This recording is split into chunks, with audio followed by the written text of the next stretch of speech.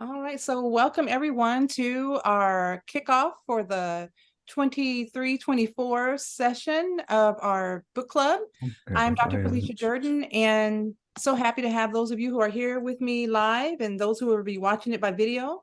Tonight, we're going to be talking about the African American experience in Tempe by Jared Smith. This will be a three-part series. So we'll do just an overview tonight of the beginnings of the chapter. We'll meet again next month in September to go over the rest of the book. And in October, we'll have a live event at the museum as part of our community chats, where we're hoping to bring in some of the people from the book and have them interact with us in person. So again, this will be a three-part series. So thank you for those of you who are joining us this evening. Wonderful. All right, so I want to start with Jared Smith, who is a curator of history from the Tempe History Museum. He did an article, not an article, he did a story that we're going to share and have him share with us in his own words what he was thinking when he wrote this amazing book. And one of the things that I really like about the book is that he reached out and did a lot of history searching, but then he brought in some new people, some modern people, like our Mayor Corey Woods, for example, is one that just comes to mind. But I want us to quickly watch what Jared had to say regarding the writing of this book. All right, so let's get the Zoom to share that. And here we go. That's on Arizona Horizon. Oh, thank you for having me, Ted. Okay, a book on African Americans in Tempe. Why that subject? Why not Phoenix, Scottsdale, Prescott, Tucson, Tempe? Well, Tempe is it's a city that takes a great deal of pride in its diversity today. And, we have, over the years, those stories were not always well told. You now have the Mexican-American population of Tempe, who over the years have largely redressed the problems of not getting, that the story wasn't told. Mm-hmm. And of course, they had been here from the very beginning of Tempe. The story of African Americans had not yet gotten out there. And it was people in the community who saw a gentleman named Edward Smith, who saw and realized that, it was time for that to be redressed, which led to the formation of the African American Advisory Committee at the museum, and then eventually led to this book project. The experience any different in Tempe than other local cities? There's a lot of crossover because the African American community, a lot of it in this region gravitated towards Phoenix. There were small communities in Mesa, Chandler, and I know other parts of the valley, but a lot of the focus was in Phoenix. So the Tempe community was so small as such, you almost wouldn't call it a community. Yeah. Before the post-World War II period, but there were people there from the 1880s on at least. Judging from the book, it sounds like the city was not always the most welcoming to African Americans. A Klan presence in Tempe, I guess, in the 1920s. And Tempe was considered a sundown town. Explain that, please. Okay, well, it's one of those things that, basically the idea that African Americans they could work here, but they were not welcome to be here after dark. Which at times is oddball because you do have some people who are living here nonetheless, in very small numbers and often in the rural districts. But there was no law in the books. This was a kind of social code, and everybody knew it. And the only time there was very briefly a law in the books, it was directed towards Native Americans. After the city was incorporated, they quickly took it off the books. With that in mind, what changed? Was World War II? What drove the change? Arizona State University, the Teachers College. What happened there? A lot of it, ASU is a big wedge into this. It's from just after World War I, you start to have African Americans attending ASU, and they have to go because they're going to be teachers for some of these various segregated schools around the state. And so that's one of the key wedges. And eventually, the education system, the school system becomes another wedge in the early 50s when Tempe integrates in 1952. Yeah. As far as the African-American Yes. students are concerned. And that's pre-Brown versus Board of Education. That's right. That's right. It's just preceding that. Let's take a look at some of the photographs here. And it's interesting that Buffalo Soldiers in the Salt River Valley, Tempe included. That was this photograph here. We're talking turn of the century. This is among the earliest settlers. Absolutely. Absolutely. And, you know, these we only know of one gentleman who's probably a Buffalo soldier who settled in Tempe. His name is Theodore Thomas. He probably came with the 10th Cavalry during the expeditions against Geronimo. But after that time period, a lot of these veterans would settle, especially in the Phoenix area. And you would also get some of these guys retiring after the Spanish-American War. So you had a good sized presence, maybe pretty small in Tempe, but good sized presence overall of Buffalo Soldiers. And the first African Americans, we think, born in Tempe were those two young kids, the first far left and the far right. Far right? Yeah, that's right. That's Archie on the left, Archie Lewis. His mother is Ada Green Lewis. Their grandmother is the first acknowledged permanent African-American settler to this area. That's Mary Green.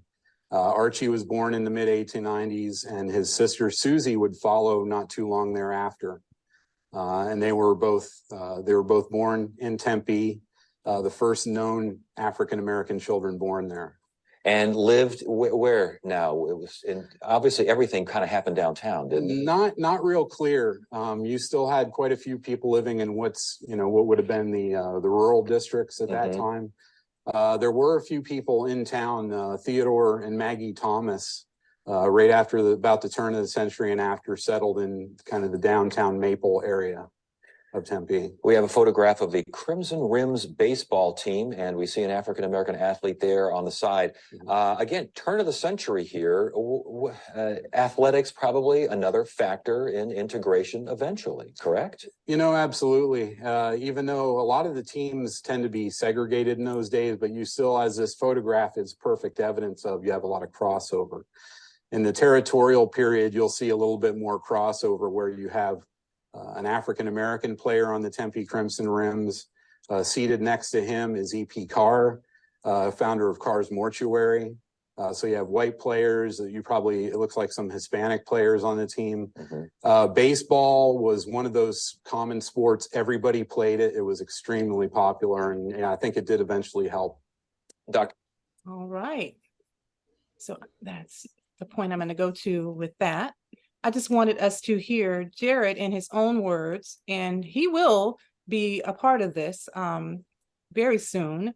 Those of you who joined us late, I was saying this is going to be a 3-part series where we're starting with the book tonight, and we'll revisit again next month. We'll finish up.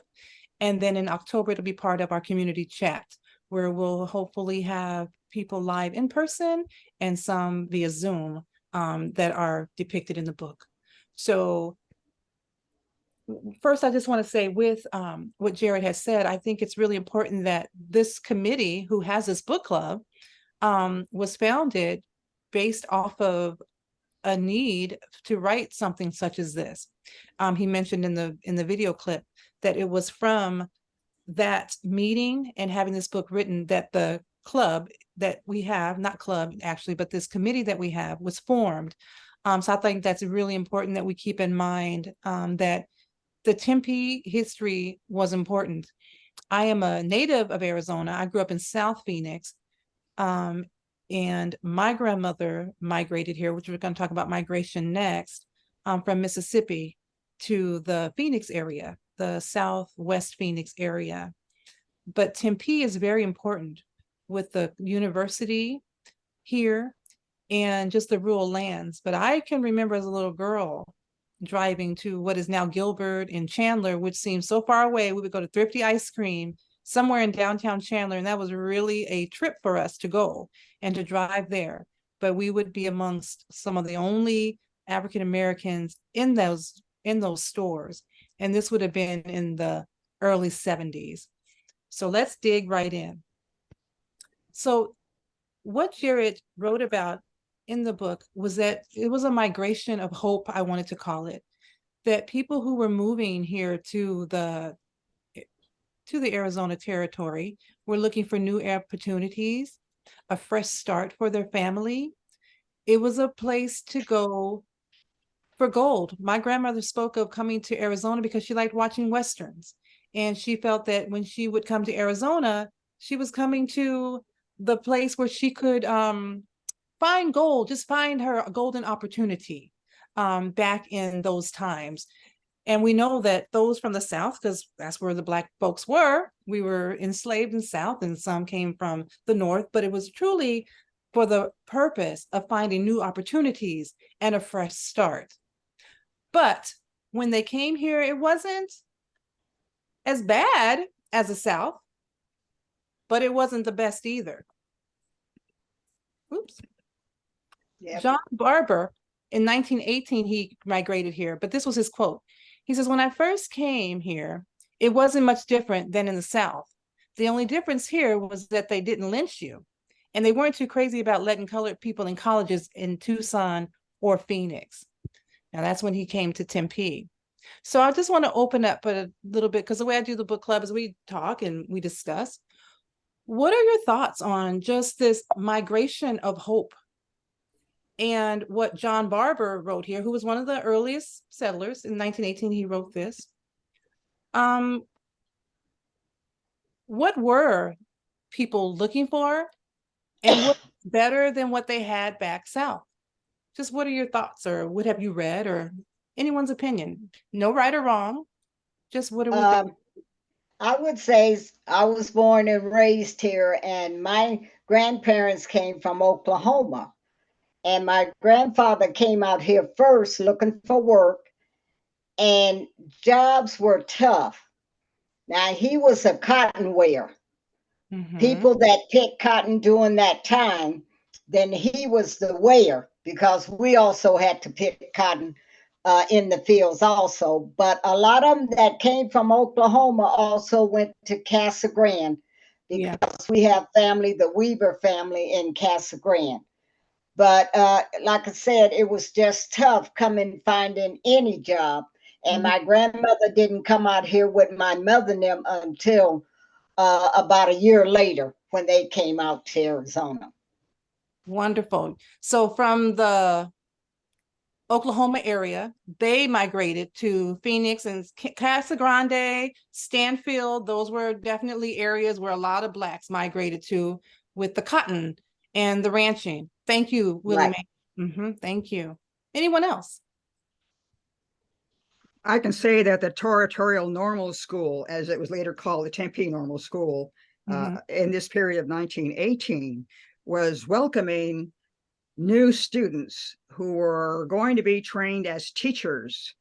At some point in time, there were young African-American students already attending Tempe public schools in the elementary grades, but that didn't mean that there weren't students who were older who might have come to Tempe Normal. There was, at this point in time, an opportunity for students to come in to Tempe Normal School and joined a growing group of young women, especially, who were going to become the future teachers of the territory, because the territory was expanding. The territory was becoming open now that Native Americans are being contained and away from this area, and contained on reservations, for example, in San Carlos area. And so Tempe was now broadening its views on education for everyone. Families were coming in, including Mexican families, but African-American families especially saw the availability and the opportunity to send children to school.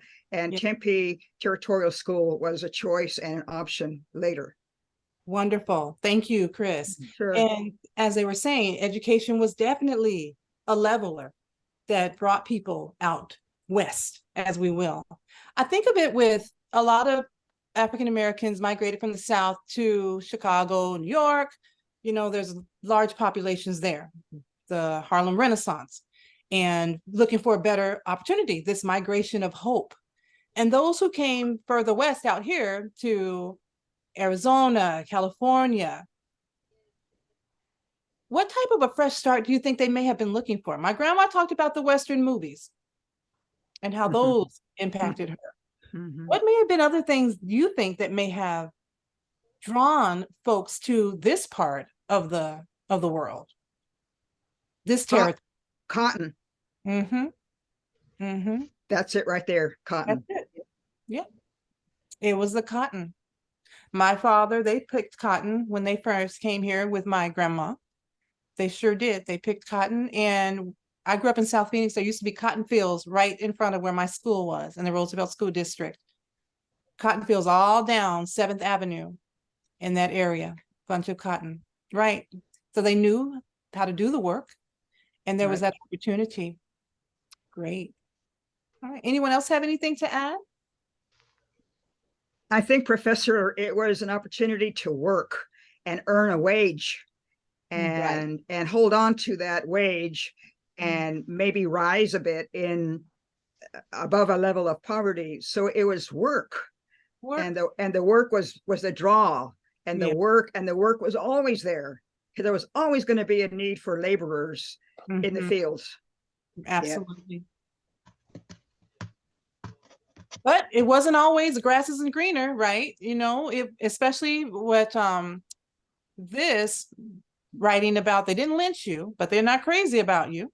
You know, they talked in the video we saw that it was a sundown town, sundown. So, you know, if you were of color, don't be caught in Tempe after the sun goes down, because you're not welcome there and things could happen.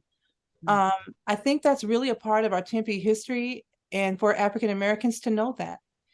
And what I like about it is that look how far we've come. I just can't wait till we get to the end of the book and get to where our story is now. Tempe is now one of the most diverse and assimilated cities in the state of Arizona. And I'll talk more about that as we go forth.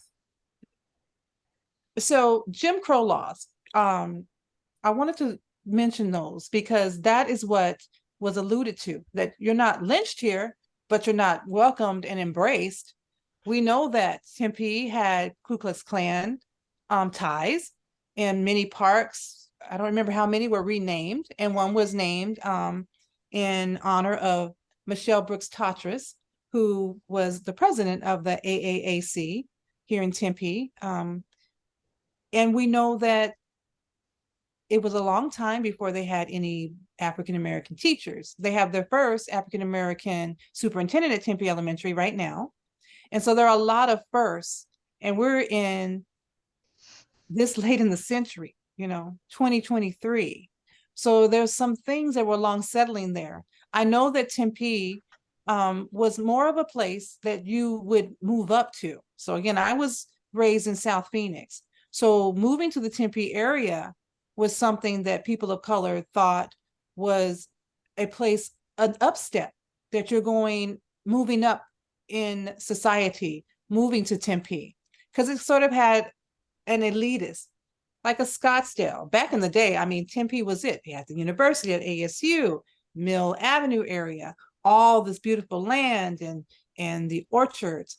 But the ugly part there was that it was a sundown town, and that there were the Jim Crow remnants. Couldn't get away from that. I mean, like they mentioned, Brown versus Board of Ed wasn't, we were segregated. You know, that was around the entire United States. But in Tempe itself, I want your thoughts on the fact that just in the past couple of years, have they renamed these parks and these schools who are named after Ku Klux Klan members. And I know that other states, I'm sure they still have schools that are, and parks that are. What makes Tempe so different that something like that would change? Anyone, any thoughts? Well, I think it's the people that are here in Tempe now, new people that are coming.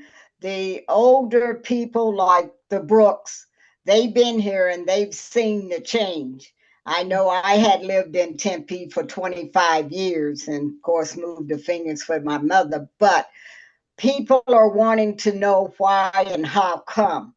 Mm-hmm. And maybe at first they didn't know that some of them were named with the Ku Klux Klan, but as they learned living here, they found out. So I think, as they said, a change is going to come, and it's coming. Thank you. Right. Anyone else? Thank you, Willie Mae. I just would like to, this is Melanie, and I would just would like to ask how people feel that education, was there a big difference because of education? Did that change things? Did that make it things better here in some way, faster than they might have been in other parts of the city? I'm just asking. I don't know. Melanie, that's a really good question and a really good thought.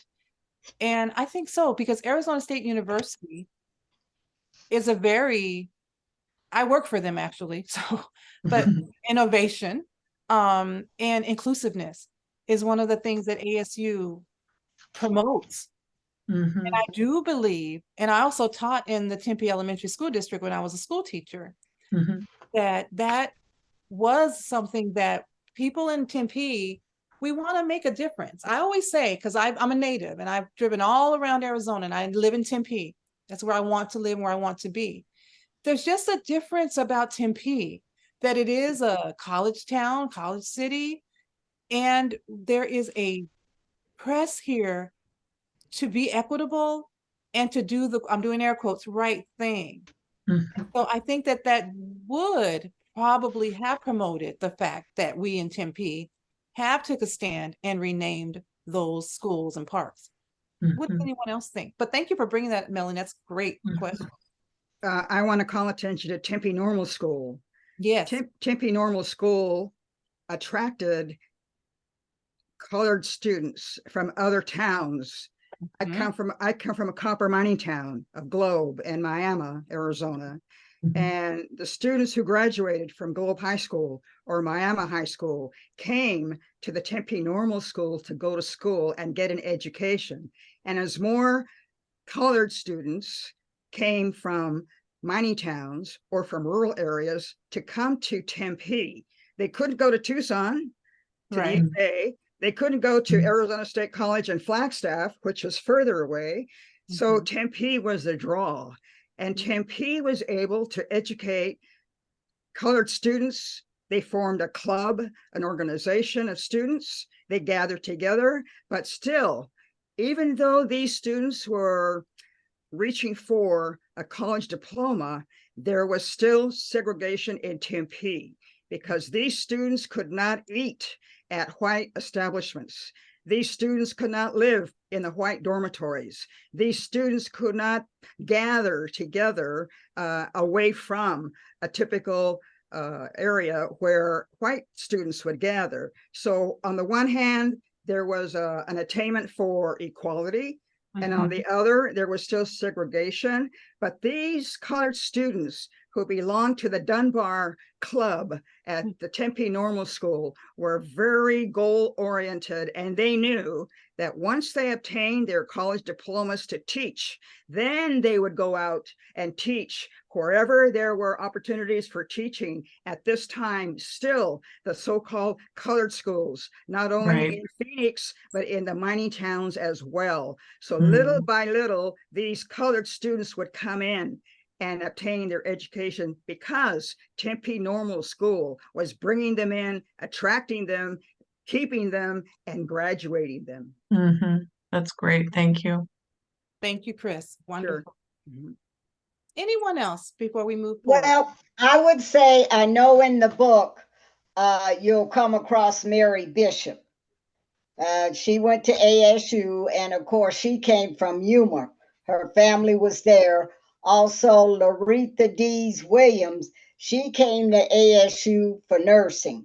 Mm-hmm. So, it was kind of hard. They moved up here, and some of the family was up here, and they stayed with them because, like Chris said, it's not like they could stay in the dorm or anything. Right. But they persevered because they wanted to become a teacher and a nurse, and they did. The dormitories were open to different groups by the 50s, after World War II. That World War occurred in greater numbers after World War II. Mexican American students could now live in the dorms with whites. African Americans or coloreds could now live in the dorms with whites.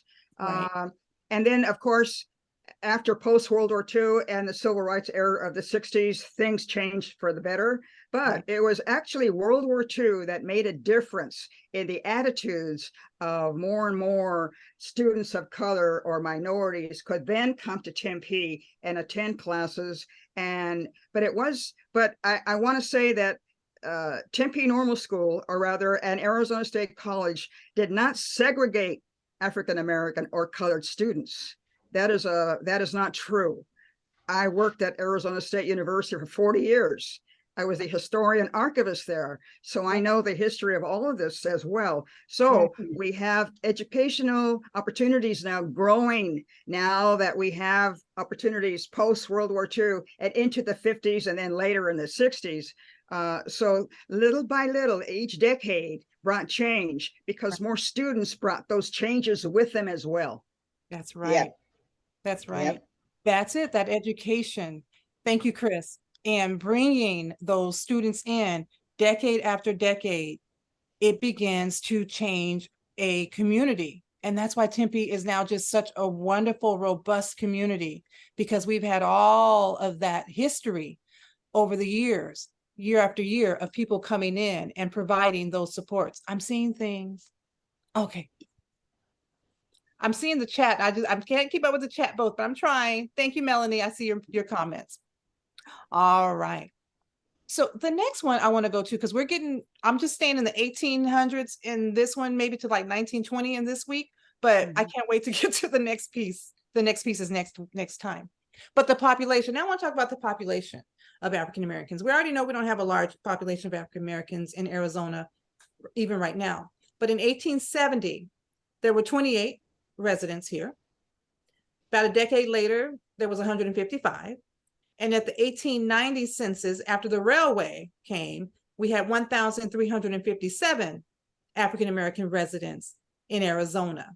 So we know that the railway also brought people of color, African-Americans, Latino Americans here to our Tempe area. So I wanted to talk about just population in general. Right now, we don't have a very large population of African Americans. Like I said, in the state of Arizona, Tempe, the same. And I'm curious, we can think about housing, because I know I'm not on any of those committees, but housing in Tempe, in areas, there are some areas I don't know that people of color. I live in Warner Ranch, and I'm one of, I think, there are maybe 3 other Black families that live, maybe 4, and I know all of them in my neighborhood. I want your thoughts just on housing. We read A Raisin in the Sun last year, and how that family, Laretha and them, were trying to move into a neighborhood, and they were not welcomed. But I just want to have just a brief conversation about that. I think that's an important piece of our Tempe history. Because even right now, yes, we have Mayor Woods. Yes, we have a lot of affluent African Americans. But are we still a little segregated in Tempe? What do you all see? I told you my experience with my neighborhood. Sorry, this is Melanie. I live in a neighborhood that is mixed. I mean, it's an older neighborhood. There's a school up the street. So, and it's not a walled, neighborhood. And so we have families from everywhere here, and I really love my neighborhood. What area are you? I live south of Baseline, between the 101 and McClintock. Yeah. So we have a very diverse neighborhood, which makes me, very happy being here. There was a thought on even the idea that places where there are public schools changes the demographics, right? Where there's elementary schools, for instance, might change the demographics of a community. Absolutely. Absolutely. So But I know to, the area where you're at. Okay, you said McClintock and the 101 freeway. yeah, south of, I'm South Tempe, so South south Bend. of the 60. So, Okay. Yeah. but the other thought is, of course, knowing the original, Federal Housing Authority rules. I mean, they applied everywhere. There was there was no discrimination with that. I mean, it was all about discrimination, and it didn't matter where you lived. Those original FHA rulings where only white people could have home loans and Right. that sort of thing, and of course the redlining of places. Right. Um, that would have been no different here. No And it different. would have set a tone that would have impacted generations. So Absolutely. Right. So we know our history. We know where we came from. I'm just curious, have we come any further? In some parts of Tempe, it sounds like. But I'm just curious, do African Americans feel that Tempe is a city for them? I think that would be a good question to ask when we bring some of the people in the book come to the event. That would really be a good question for them because they were here and some of those people, they were kind of denied. So I think they could answer that question really good for us. Absolutely. It will be probably part of the community chat. Thank you. But I'm just curious, you guys, we've read the book. What do you all think? I think that's a generational question, Professor, Mhm. because after World War II, sports was a big factor in bringing in African American students or colored students because of athletics. Even though they weren't living in the dorms then, they may have been living in South Phoenix somewhere. They may have these young students may have had parents who attended Carver High School, but at the same time, sports drew athletes, and Tempe Normal School was no stranger to bringing in colored athletes to promote sports, and not just football, but other areas of sports. So that changed the demographics just a little bit in terms of student population. That changed the demographics a little bit in terms of uh, uh, males who are now the superstars, but there was still segregation because not every athlete was welcomed at a game or could play at an event away from the Tempe. So it just depends on the generation, I think, that you deal with that can give you better examples probably after the 50s. 50s come and changes everything. well, and I also think of like I knew Eugene Grigsby and the influence of a person like Dr. Grigsby is enormous. So in terms of the arts community, Yeah. he was a draw, and he was a true mentor to his very, toes, and mentored so many people. And you can't see me, I'm white. But but Eugene mentored so many people, and So he broke boundaries and even where he moved. So this whole thing of housing, Yeah. his realtor purchased his home, For him. and what? Oh, the neighborhood did not, that he moved into along Yeah. Roosevelt, didn't know Yeah. that the family was black. Wow. And so Yeah. he was there in the house. He purchased the house and was there before Uh-huh. before any before anybody in the neighborhood knew, Before they knew. because Wow. it was a transaction through a realtor. So but he was always a mentor, and he drew people, you know That's so great. That's great to hear. And that's sad though, but a lot of people had to do that. I really Mhm. think we want to keep this question because I really want to delve into it. Definitely when we have the community chat, but also just to think about it, as you're out and about. Those of us who are Tempe residents, I'm a Tempe resident, and in the Tempe community, is there representation? I know we have it at our mayor, one of our council members, school board members. But is Tempe an area where people of color in these days, do they feel welcome here and or included? I don't want to call on anybody. I see one young lady on here, and I'm wondering what she thinks. Sabrina.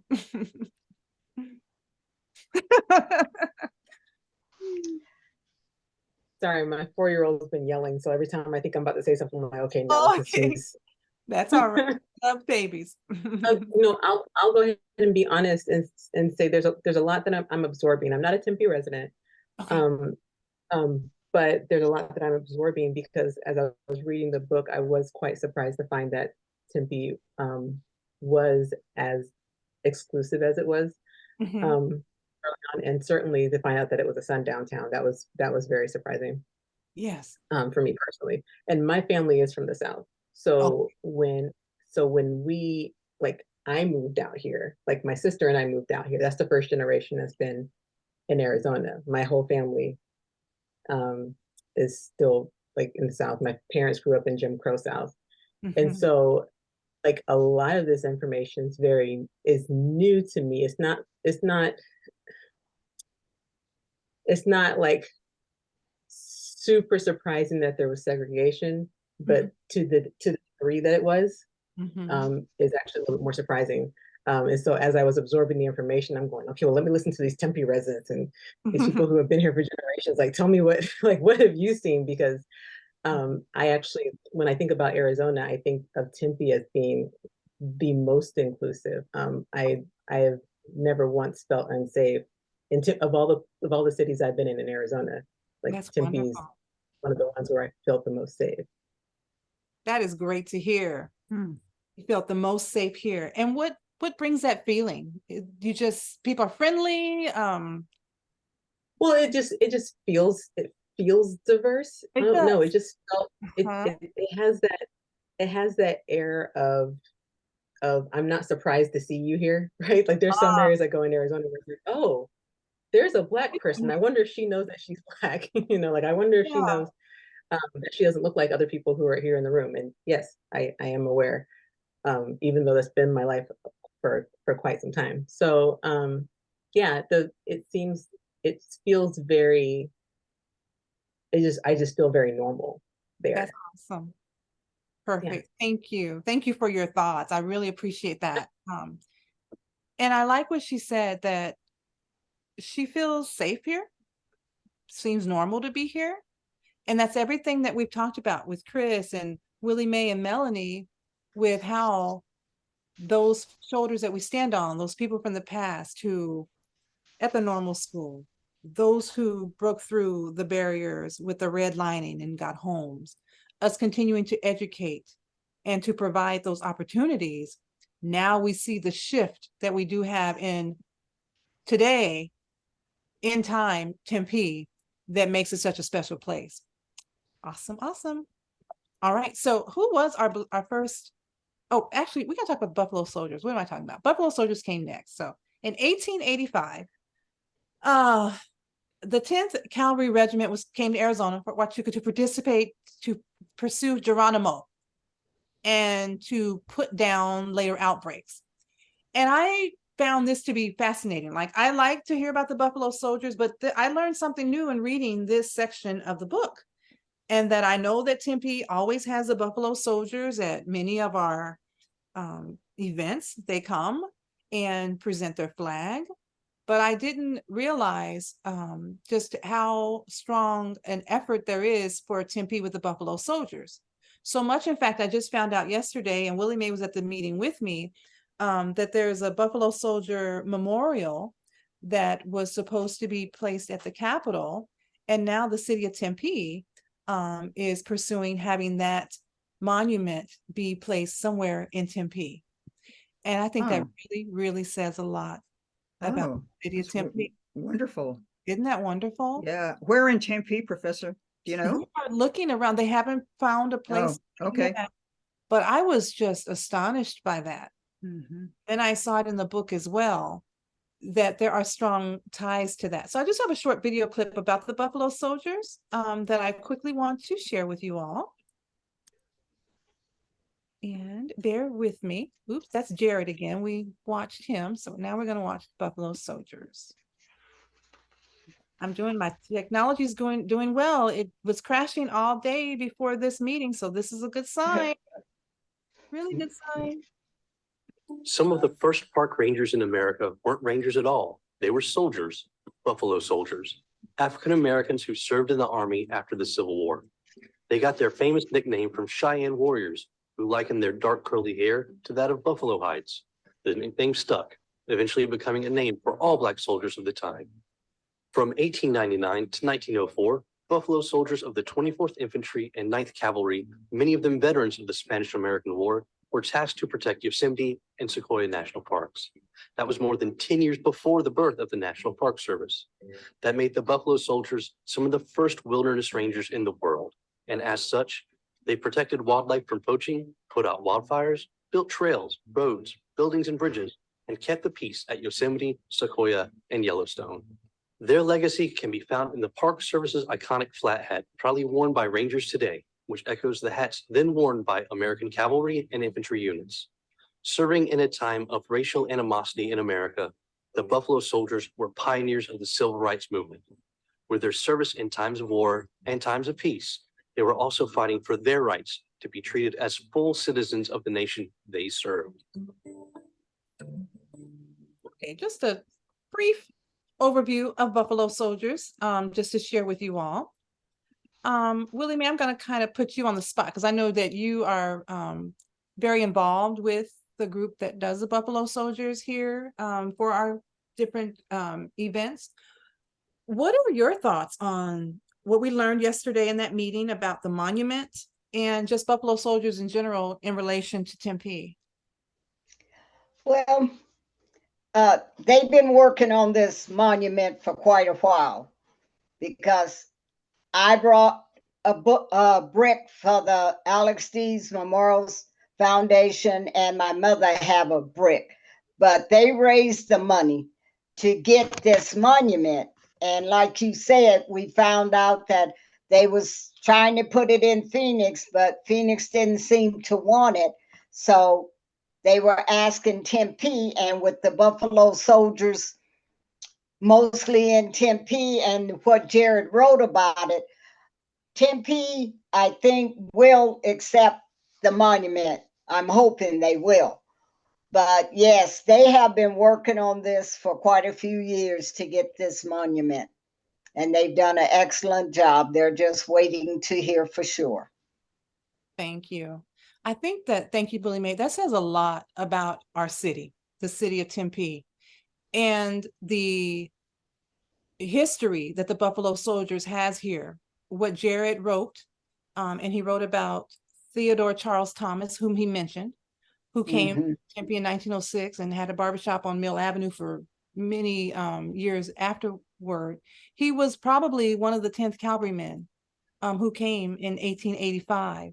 And so there's a strong history here in Tempe. And this man had a barbershop on Mill Avenue, Tempe again, sundown city, you know, he was a pioneer. I'm sure he faced a lot of animosity, to say the least, in having this shop on Mill Avenue. But it says a lot about our city. And I think having that monument here would really be important. I know there were Buffalo Soldiers that lived all over the state of Arizona and in different cities. However, when it comes to Tempe and the history with the Buffalo Soldiers, we know that we had some very prominent African Americans who came from that cavalry regiment who really helped to, again, get us to the Arizona that we are now, where it feels normal to be here. It feels like an inclusive place, an inclusive city. Any other thoughts on the Buffalo Soldiers that anyone may have? Because I'm learning about them. I'm very interested in it. My dad was a World War II veteran, not a Buffalo Soldier, obviously, but military is a very important part of our family and what we celebrate. But any other thoughts on that? Does anyone have any other knowledge that you can share with us on Buffalo Soldiers, or even Theodore Charles Thomas, or anything to add to this section? I can share that in my hometown of Globe, there is a Buffalo Soldier section in the cemetery at the Globe Cemetery. Okay. Because of the nearness of the San Carlos Apache Indian Reservation, many Buffalo soldiers from Fort Huachuca came to Globe and were living on the reservation to deal with the containment of the Apaches there. And many of those men who were the Buffalo soldiers, after they finished their service, came to Globe and established a home. They met women, African-American women who were already in Globe. They married, raised families. So there is a very nice, wonderful Buffalo Soldier section at the cemetery there.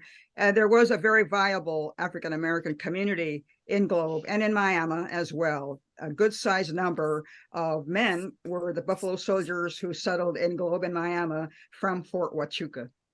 Wonderful. Yep. I did not know that. Thank you, Chris. I'll have to do my research on that. Amazing. Okay. Anybody else before I move on?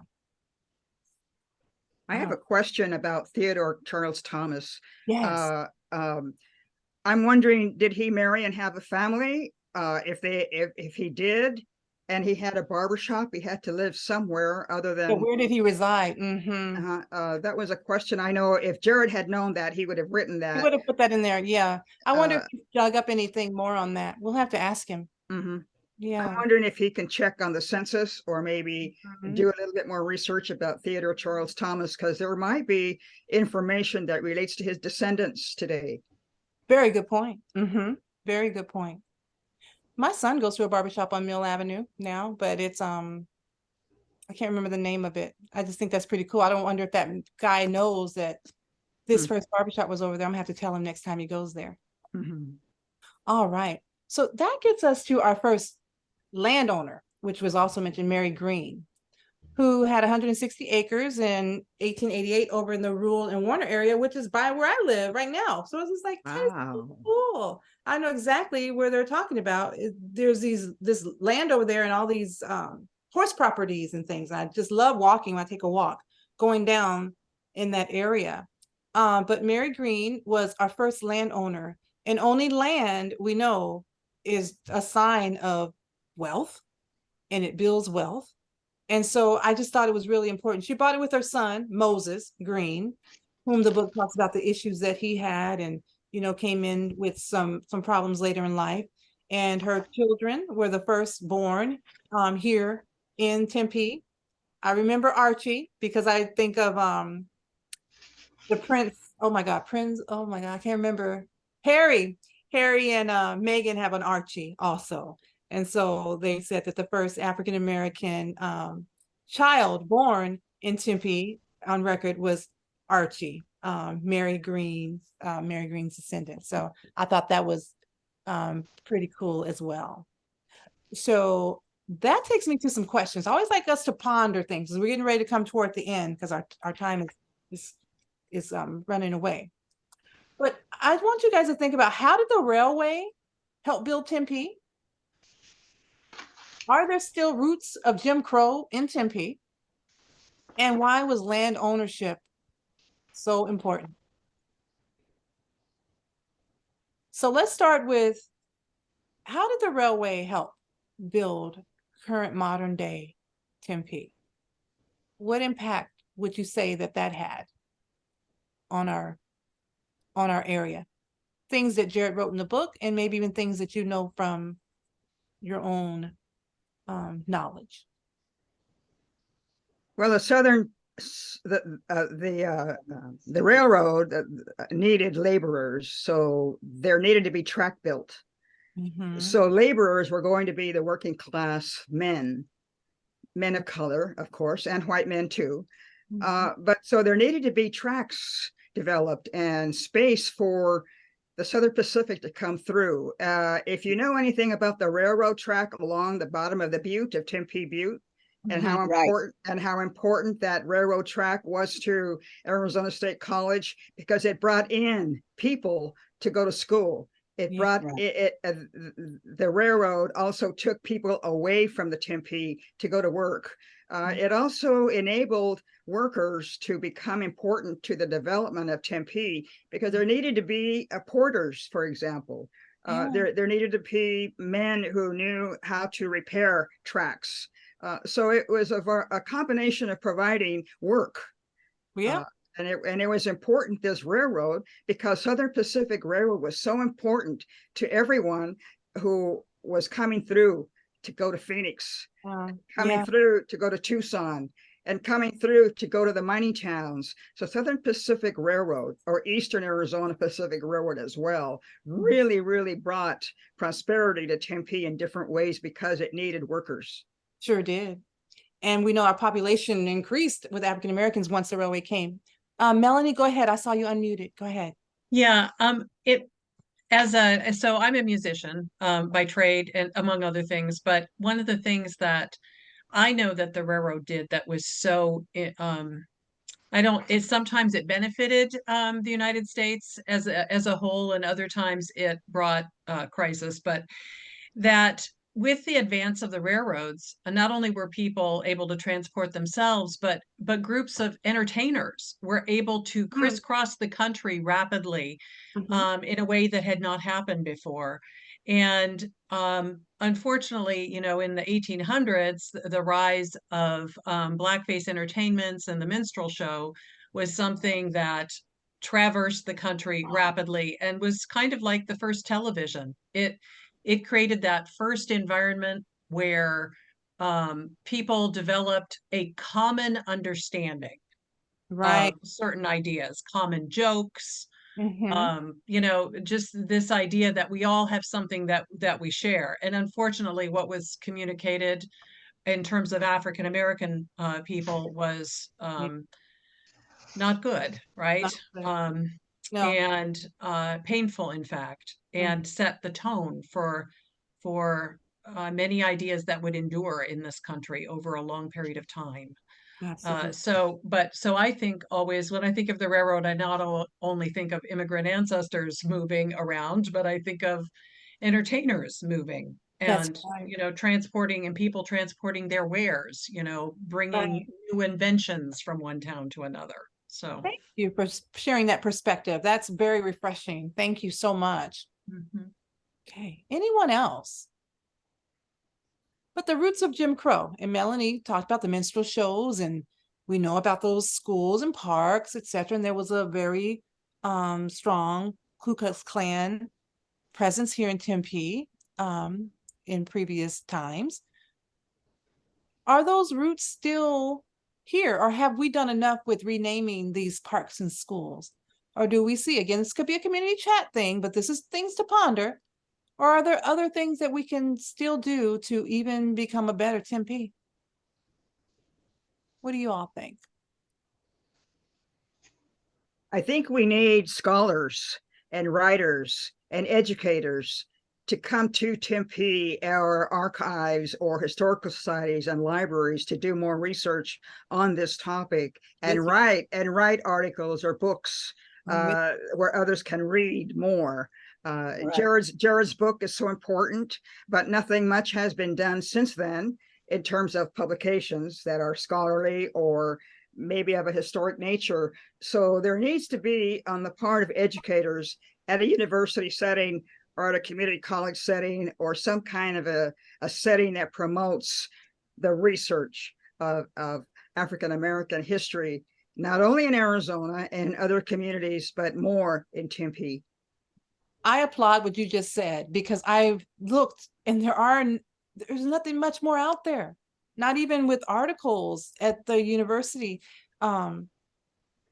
Chris, you were an archivist there. Did they not have an African American Tempe section? I don't know. There is now. Okay. There is now. In the past, there wasn't. Okay. And yes, we did have a Chicano Mexican American Research Center and Archives that I founded. It depended on the needs of the faculty. It depended on the faculty speaking up and supporting this kind of effort. Yes, there were efforts on the part of librarians and library directors to establish such a collection, but it didn't meet the needs of researchers in terms of faculty, because there were very few African-American faculty at that time in the 60s. I'm talking about the 60s. 60s. But at the same time, there was a need for historians themselves to encourage their students to do this kind of work and research in the classroom that would lead to dissertations and master's theses.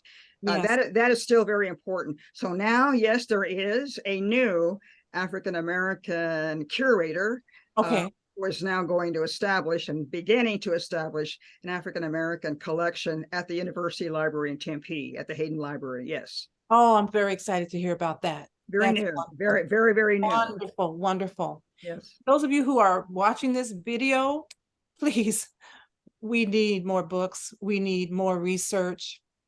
We need more dissertations, theses on this important topic, because I think there was a big deal in what we did as a city with renaming, but there could be a lot more done.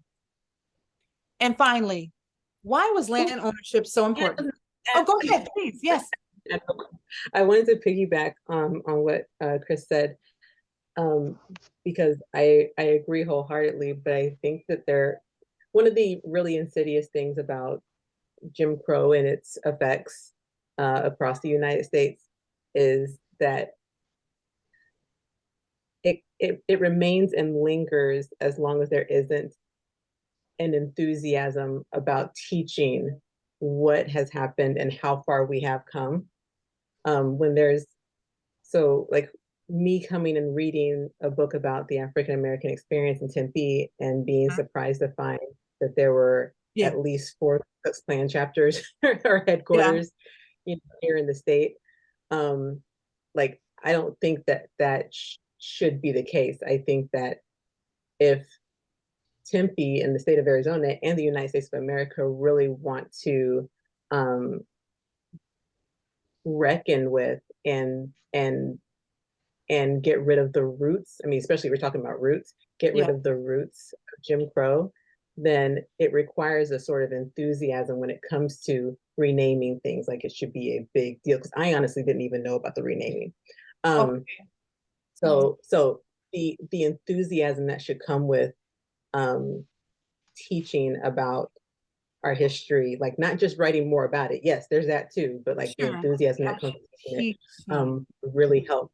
Yeah, because we teach so much about American history and we're enthusiastic about it, as we should be, right? But I think that's another thing that we can really do to be to really raise up and celebrate the people who have helped make Tempe and Arizona more diverse and feel safer and feel more normalized, like I talked about before. Normalize it, right. Thank you, Sabrina. I appreciate that. Excellent point. Not just to write, but to teach. She didn't know about the fact, and I'm probably sure many others don't know about the fact that those parks and schools were renamed. It's in the news a little bit, it had a little buzz at time, but more should be done. My final one, and I'm looking at my time, so we're 3 minutes till we have to be off, or 2. Why was land ownership so important? And just with that one, I think it's definitely going to be a community chat question when I meet with the community chat leader. But having land and owning land and being the first, as we had with Mary Green, having that land over 160 acres, that's a lot of land. That was a big deal. That was really important. And she ended up selling it, as we found out in the book. But land ownership and what that signifies for African-American people, and particularly those early pioneers here in Tempe, and how that impacted the Tempe that we have today.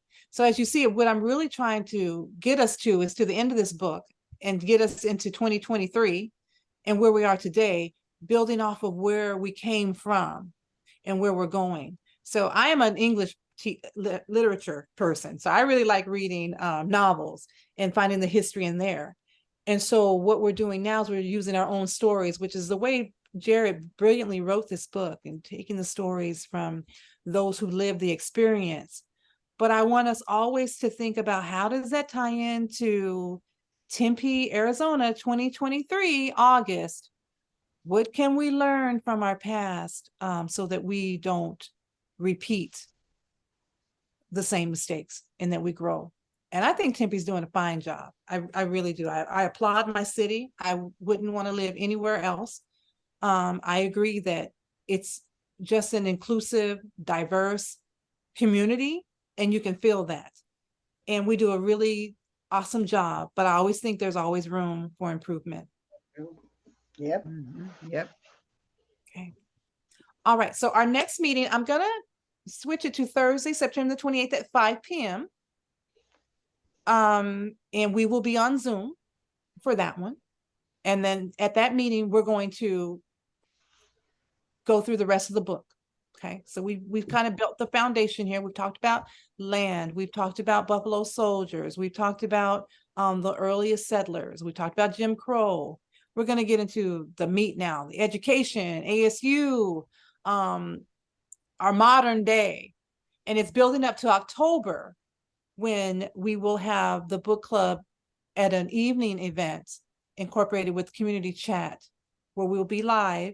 And fingers crossed, we'll have those people, some people who are from, that are depicted or written about in the book, and we'll have Jared there and just have a really good time. So I hope you all will join me again on Thursday, the 28th, and we'll finish up talking ourselves. And we're really preparing for the community chat, where I hope we'll really have a really good conversation, and those draw in people from the community. So we'll have others there who probably have not been on here on the book talk, but who can share their perspectives. So at that, I am done and we can start recording.